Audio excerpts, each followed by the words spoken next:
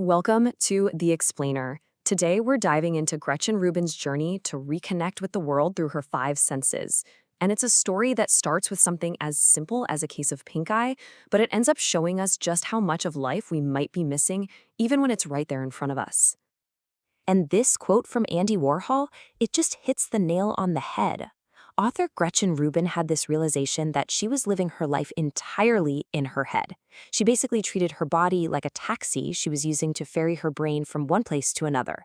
And in doing that, she was forgetting to actually look at the world. So, you might think a big life change starts with some grand adventure, right? Well, for Rubin, her whole journey kicked off with a really boring trip to the eye doctor. One morning, she woke up with pink eye. Just an ordinary annoyance, but it led to this absolutely extraordinary realization. Sitting there in that exam room, it hit her. Her physical senses had totally faded into the background. She was so wrapped up in her thoughts, her plans, her worries, that she was just disconnected from the physical world. She was missing the life that was happening right in front of her. And I don't know about you, but that sounds really familiar. But just how much are we actually missing? Okay, so this is the setup for a really famous psychological experiment. You see two teams here, one in white, one in black, and they're passing basketballs. All you have to do is count the passes made by the team in white. Sounds simple enough, right? So the correct answer is 16 passes. But while you were totally focused on counting, did you happen to see a person in a full gorilla costume walk into the middle of the game, beat their chest, and then just walk right off? A shocking number of people don't. I know I sure didn't the first time I saw it. Turns out this phenomenon has a name: inattentional blindness.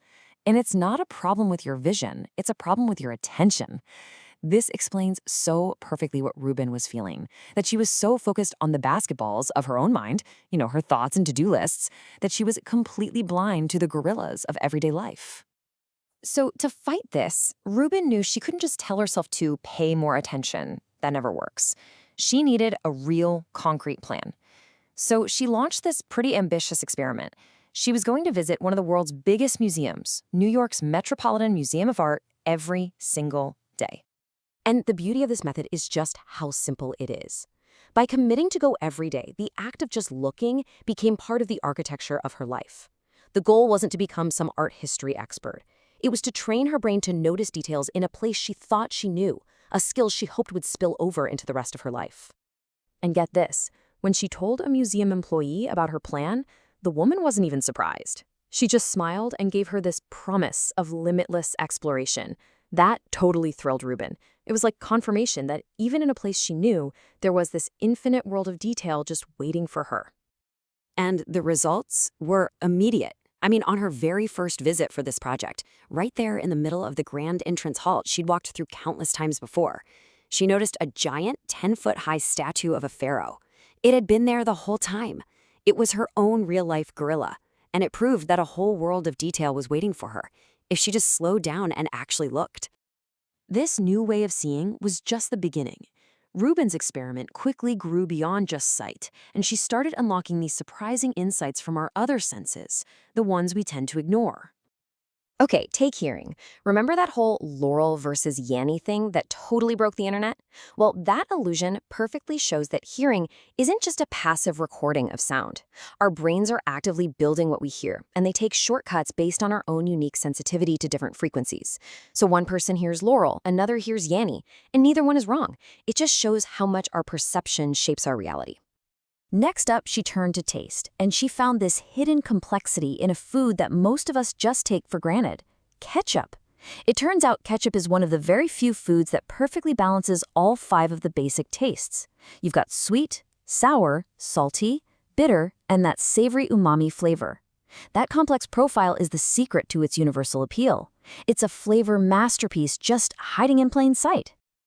Inspired by Warhol again, Rubin explored smell, which is like our most nostalgic sense, right? And there's a biological reason for that. The part of our brain that processes smell has a direct hotline to our memory and emotion centers. That's why a tiny whiff of a specific perfume can instantly zap you back in time, way more powerfully than even a photograph can. And finally, touch. She learned that touch is not a luxury. It is a fundamental biological need. The tragic history of understaffed orphanages proved this point. Babies who were fed but were rarely held or touched actually failed to thrive.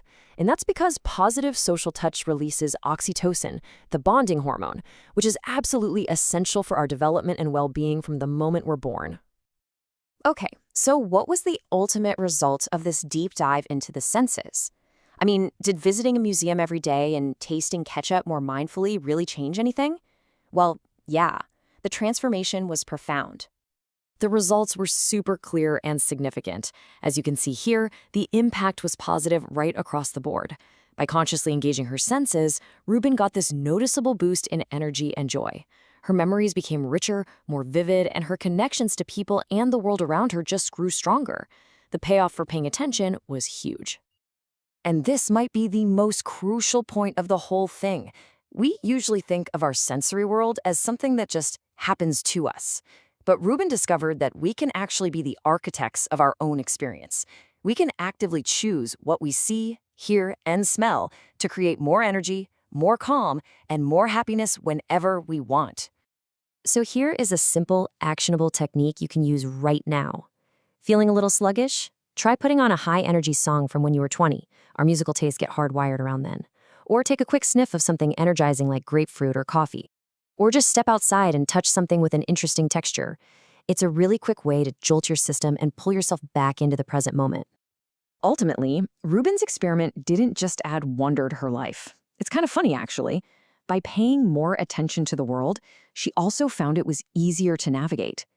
Noticing the little bump on the F key of her keyboard or the specific scent in a stairwell made her world feel more comfortable and familiar. It grounded her. And that leaves us with this one final, really provocative question. This whole journey is a call to action. Life isn't just happening in our heads or on our screens or in our plans for next week.